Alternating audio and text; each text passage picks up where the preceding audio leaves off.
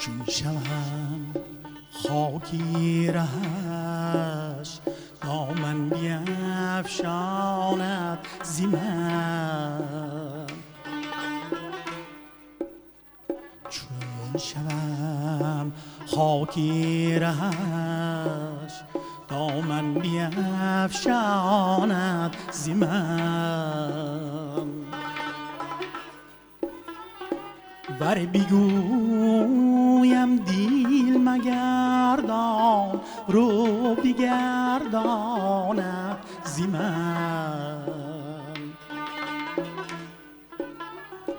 ور بگویم دیل مگردان رو بگرداند زی من. گر چوشم پیشش میرم در غمم خندد چی سود. ور بیرن جم خاطری نازک بیرنجاند زی من. ور بیرن جم خاطری نازک بیرنجاند زی من ای یاره.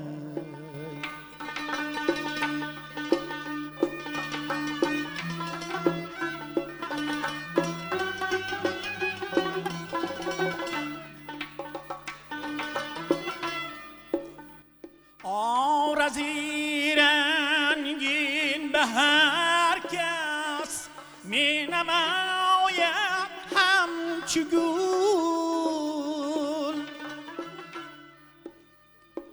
ور بگویم باز پوشاند زی من یارم. او بخونم تشنمو من بر لبش تون چون شود. کام بیستانم از او یادات بیستاند زی من. کام بیستانم از او یادات بیستاند زی من ای وای.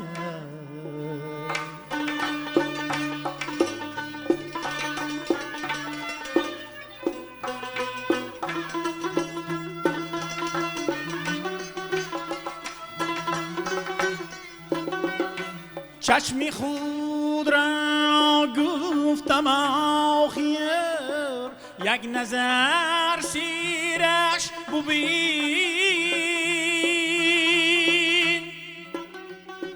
گفت می‌خواهی مگر تا جوی خون راند زی من.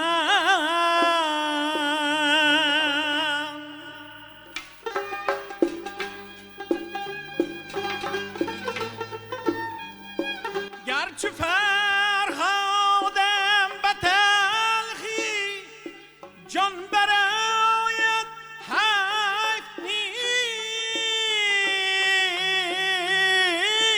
نیست یارم. بس حکایت های شیرین باز میماند زی من.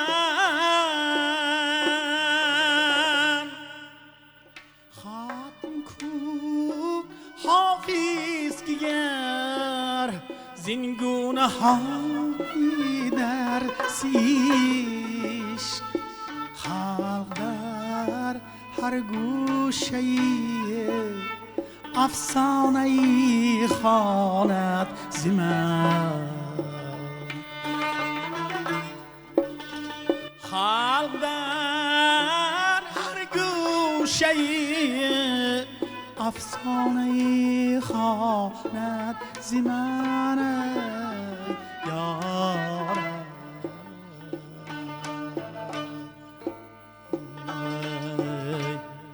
دانه دانه سلام میگویم با یکایک شما هموطنان عزیز و نفرانی که تازه با شبکه سفینه پیوست هستید. برنامه فضا است، روشنی بخش خاندان شما. همدران گرامی قدر حضور دارند در مهمانی ما عضویت انسمبل شش مقامی شهر ترسونزاده که من یکایک شما را خوش آمدید میگویم با برنامه فضای تلویزیونی سفینه و ترانه نخستین رو سراییدن حافظ خلقی تاجیکستان دوران جان گلمرادزاده. بیاید یک سلام و یک پیام به مردم برسانید. ما امروز تمامی انسامبل شهر ترسونزاده با همه مردم تاجیکستان سلام خدا ما میرسانیم. سلامت باشن، خوش آمدن. ترانه نخستینه که سراییدید مال کی است؟ شعر کلاسیکی است و این ترانه چگونه آماده شده است؟ من سراییدم حاضر این البته کلاسیکی است، در شش مقام قشقرچه صوت نوا نام دارد، غزل حافظ قطی. چند سال باز ما چندین بار می سراییم اینم شورابینی ها و سراییده آمده استادیم با یاد داده استادیم. بله. نسل نوراست. اکید دوران جان شما در مورد فعالیت ایجادی انسامبلتون حرف بزنید که خب امروز این گروه ایجادی با نفوذ آوازه‌دار شش مقام شهر ترسونزاده بند چیکار هستند؟ خب در پی ایجاد نوین هسته چگونه هست؟ قریباً 20 سال می شود ما فعالیت داریم. بسیار سرودا، بسیار چرابینی ها، بسیار مملکت های خارجی رفته برآمد کردن. بچه ها سرانده های موسیقیچی های با لیاقت هستند. آینده بعد چند شاگرد های هستند و یا بعد درس داده استادیم و یا یاد گرفته استاد. بسیار خوب. دعوت جوانان و یا که ذوق جوانان به انسامبل شش مقام چگونه است؟ میآید؟ البته هست. بسیار چند طلبه های ما من کنسرتوری به داخل شدگی یا خیلیشون تمام کرده با آمده همین انسامبل به داخل شدگی کار کرده استاد است. موسیقیچی ها، حافظاش با حال مکتب خان مکتب موسیقی با میخونن و یا هر روز میآیند یاد میگیرن. بسیار طلبه های و یا هستند. در مکتب موسیقی هم تعلیم میدهید؟ در مکتب موسیقی من یک شاگردی هم هست، گلمراد جان خدای بردیف. من اکنون کار خودم قطعی انسامبل و شش مقام قطعی بسیارتر بند هستم. این انسان رفته البته میبیارن همکاری میکنیم. بله. خب به در مورد همین کسبیت هنرمندی حرف بزنیم که سالیان زیاد است البته که روی صحنه هسته، ترانه ایجاد میکنید. خب چگونه هست براتون؟ چی بخشید و چی رو دریافت کردید از این دنیا و این دنیا چگونه رنگی ها دارد؟ البته این دنیا را من به سرود و ترانه حس کرده نمیتونم. دنیا را چه خیلی که چند سال می شود، تاکی 40 سال می شود قریب، بسیار ترانه های استادای بزرگ، استاد کس خدا رحمت کند برنامه ساقوت چه خیلی ما طلبه بودیم یاد گرفتیم. بسیار چارابینی ها بعد خواندیم، کم نشدیم. با چند قدر منم مثال گفت مملکت آباد است، چارابینی بسیار است، شاگردها در پیش است. دائم تیار هستیم. از این پس هم ما تیار هستیم که مردم را خرسند کنیم، نورس یاد دهیم، دوام دهیم. در چون یک فضای صلح و ثبات، در چون یک دیار شکوفا، در چون یک سرزمین آباد هنرمندی کردن، هنرنمایی کردن با شما چی میبخشد؟ مضمون حیات ما همین است. بله. بسیار برای که تینج است، مملکت آباد است، باید خواندن در کار. صنعت شش مقام چگونه صنعت است؟ چی دشواری ها دارد برای مثلا خوب خواندن و برای درک کردن مضمون گفته ها؟ هنرمند باید چیکار کند؟ هنرمند برای شش مقام خواندن اول ادبیات، تاریخ کمتر خبردار باشد. از غزلیات خبردار باشد. این با یک چیز وابستگی دارد، شنونده داشته باشد که و یا شنوند مثال یک چیز خواندید البته به مردم میخواند. خیلی که باید طلب میکند از شما جواب دهید همون طلبات با. خب تشکر میگویم با شما. و ترانه نوبتی که میسراید چی نام دارد این ترانه؟ این ترانه سرحبار آرام جان است. اگر اجازت باشد باید سرحبار آرام جان میسراید. میسراید. باشد ما و بیننده های عزیز تلویزیون سفینه مخصوصا برنامه فضا دوستداران صنعت والای شش مقام همین لحظه منتظر شنیدن ترانه نوبتی هستند. خوشحالی و شام رنگ و رنگ براتان آرزو میکنیم عزیزان دل. ترانه نوبتی رو یک جا میشنویم.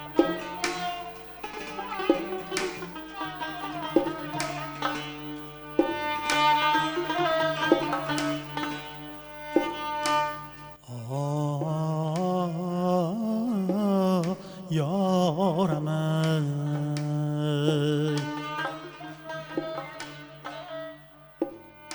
من دوست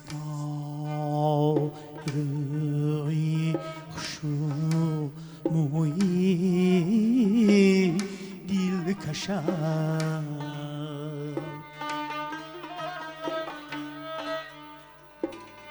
مدهوش چشم است و مایی صافی بغشم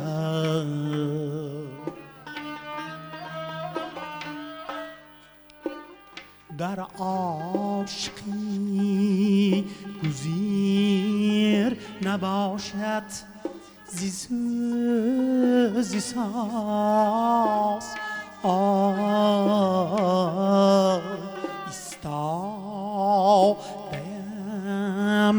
چوشم مترسان زی آتشم آی آی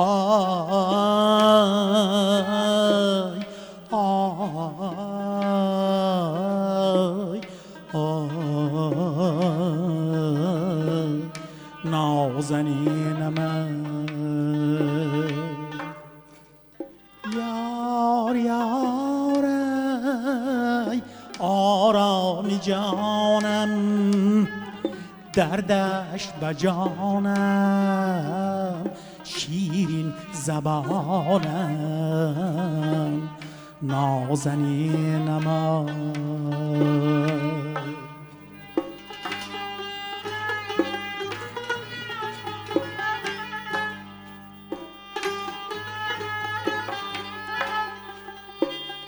من آدمی بهشتیم اما در این سفر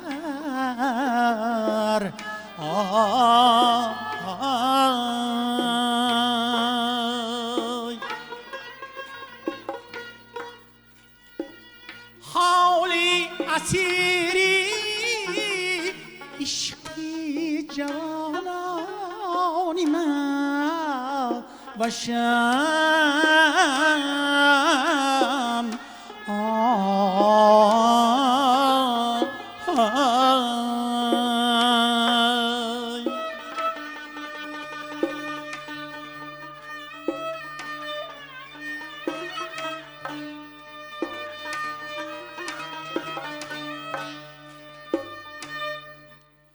شعر از مدنی لبی لعل است کان اوست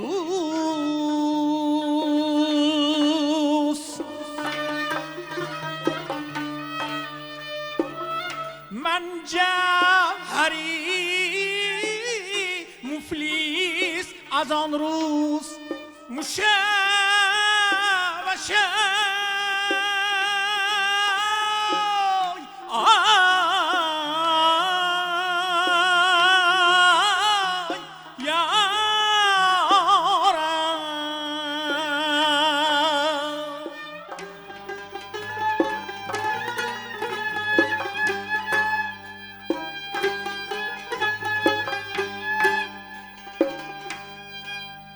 حافظ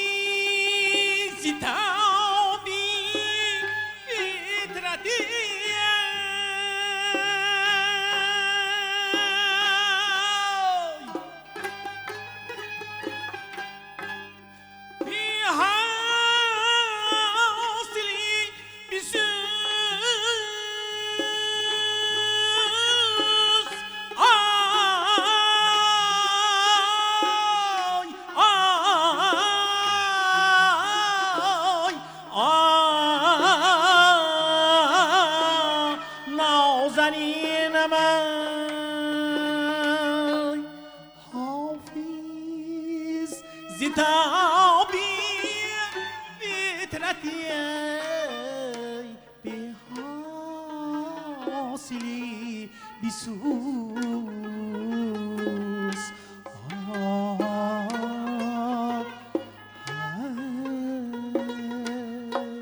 ساقی کجاست تا زند آبی در آتشم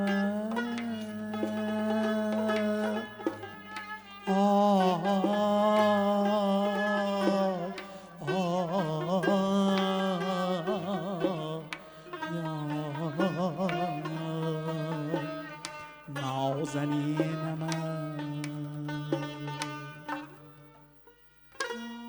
یار ای آرامی جانم دردش و جانم شیرین زبانم نازنینم ای آرامی جانی من شمایدم سروی روانی من شمایدم رقصیده خوش می آیده ای نازنینی من شمایدم رقصیده خوش می آیده ای نازنینی من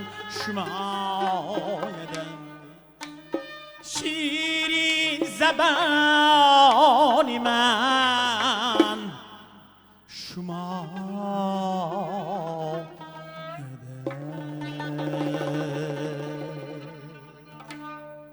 برنامه ما ادامه دارد عزیزان دل. بار دیگر شام همه شما به خیر و شادی. امید می‌بندیم که فضای صلح و ثبات وطن اجدادیمان تاجیکستان آفتابی پایدار بماند عزیزان. همین صلح است، همین ثبات است، وحدت است، یکدلی است، متحدی است که در این سرزمین ترانه صدا می‌دهد. در این سرزمین خرسندی البته جلوه‌گر است و باید آیت شکرانه بر لب داشته باشیم همیشه. و همین گونه هم است عزیزان دل. برنامه فضا ادامه دارد. خب هم صحبت میشویم با یک نفر آوازخوان عضویت انسمبل شش مقامی شهر ترسونزاده، برادری ارجمند ما گلمراد خدایبردیف که شما را خوش آمدید میگوییم به برنامه فضا. بار چندم است هنرمندان انسمبل شش مقام ترانه ها آماده میسازند، مهمان برنامه ما میشوند، خاطر دوستداران صنعت خویش را شاد میگردانند که این دولت بزرگ و کار هنرمندی است. البته خب اکای گلمراد شما عضویت این انسمبل هستید. بله. بگویید که همین حالا بند چی کار هستید؟ خب در آماده کردن ترانه هاتون، در آماده کردن آهنگ هاتون کی کمک میرساند به شما؟ خب یک کمک در همین مورد یک قصه کنید. کمک کی میشه؟ کمک البته استادمون حافظ خلق جمهوری تاجیکستان دوران جان گلمرادوف با هم وقت در مصلحت در یعنی با یک جویگی البته تیارگری میبینیم. از این کس ما یاد میگیریم، میآموزیم، بعد با شاگرد و طلبه با میرسانیم. البته همین کارا رامیشگران انسمبل چی کمک میرسونند؟ در یک جایی مصلحت میکنید برای آماده کردن یک البته به این چیز نمیشود، به مصلحت نمیشود. رامیشگران البته یکمش که همه وقت فرخ جان دایرچی ما ضرب این کس که ما با یک جایگی البته به این کس نمیشه برای که ریتم البته این. بله. خب انتخاب متن هاتون را کی کمک میکند و چگونه دلتان میخواهد که در انتخاب متن هاتون دست داشته در انتخاب متن این یک چیز که هر یک صنعتکار یعنی هر یک مطرب، هر یک خواننده البته این قوتش به وابستگی دارد، یعنی صنعتش به وابستگی دارد. این متن ها هست که یک خیلی حافظمون است، مثال آواز تا کجا میرود، همین سرودک ای کدام نوتا خواندن در کار، یعنی اوجش بلند. این شش مقام هم خیلی چیز که به اوج نه. هر یک سرود قسم درآمدن، قسم میانه، قسم اوج میانه، یعنی اوج کلان دارد. البته اینا با استادمون مصلحت میکنیم شما این سرود خونید، حال شما وقتش میبیاد این سرود میگذارید. هم خیلی این مقام که کلاسیکی. خب کوشش کردید که در ترانه سراییتون، در سروداتون تصویر این دیار رو کرده باشه؟ البته به این چیز نمیشود. یک سرود پیش از خواندن یک طبیعت بمیرید، خودش یک آدم با اگر صنعتکار باشد پیش آب بمیستید، آزی من گفتم قراتو همینجا به یک خودش یک چیز میبیاد. البته من بار دیگر سپاس میگویم برای اشتراکتان در برنامه ما. سلامت باشید. خیلی ترانه های عالی رو استاد دوران جان سراییدن و یک صحبت خیلی صاحب دلانه هم شد و امید میبندم که بیننده ما از این صحبت، از این ترانه ها برای خود برداشت خواهند کرد و اگر همین گونه باشد هر دفعه میگویم که این اقبال بلند ما است. برای رو موفقیت و مظفریت همیشگی نصیب و یارتان هموطنان عزیز. با انجام برنامه این شامینه تلویزیونی سفینه رسیدیم و باز امید میبندیم که در دیگر برنامه ها روبروی همدیگر و تبسم به همدیگر بینگریم و حال پرسی کنیم و باز قصه از آبادی دیارو و قصه از رشد و انکشاف این وطن اجدادی. شامتان بخیر، شبتان خوش. ترانه انجامی را گلمراد خدای بردیف می سراید تا برنامه های دیگر.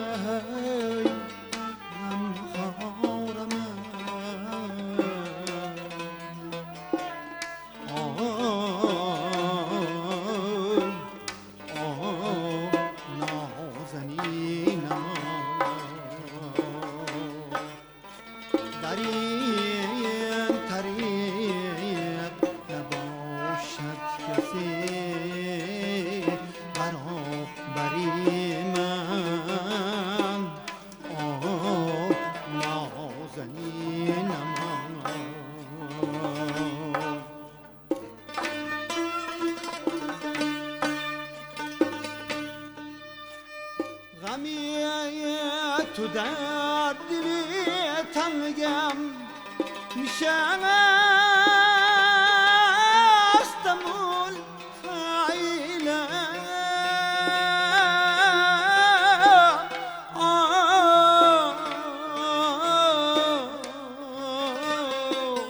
یارم کیست لایق کل بی مؤخری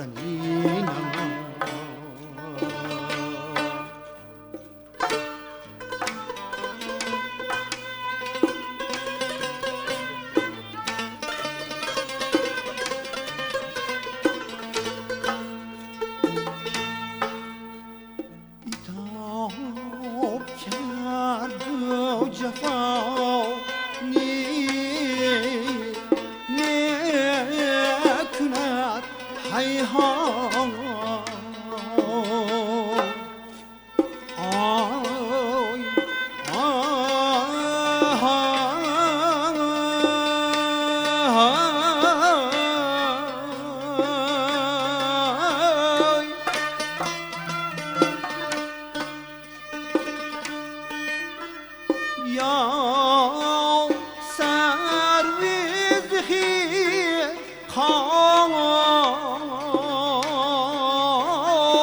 قامتی سمن بری منا یارم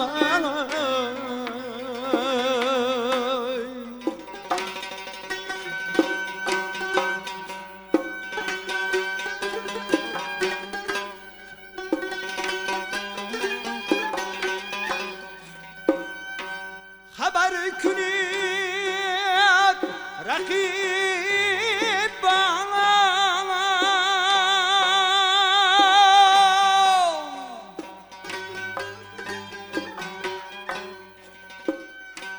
زیتیغ مید جانم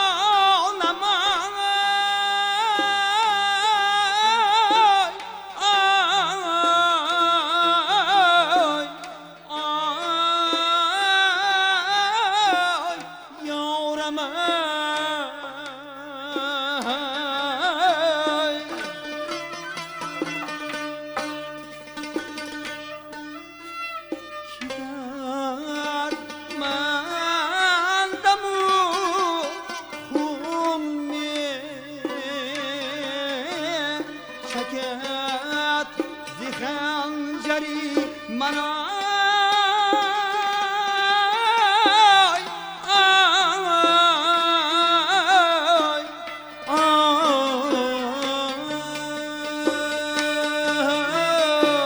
یارم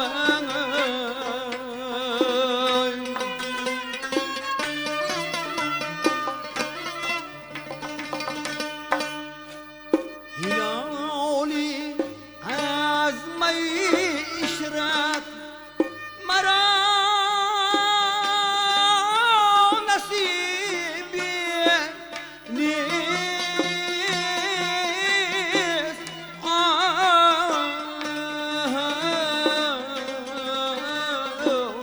یارم مگر بخون جگر پر کنه ساغری منو یارم غم خورم هلالی از معیشرت مرا نصیبی نیست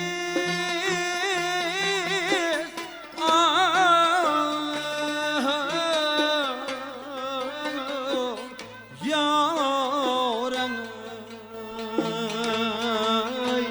مگر بخونی جگر پر کند ساغری منای یارم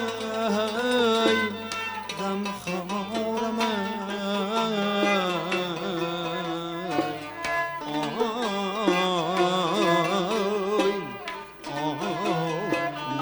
نازنینم مگر بخونی جگر پر کنه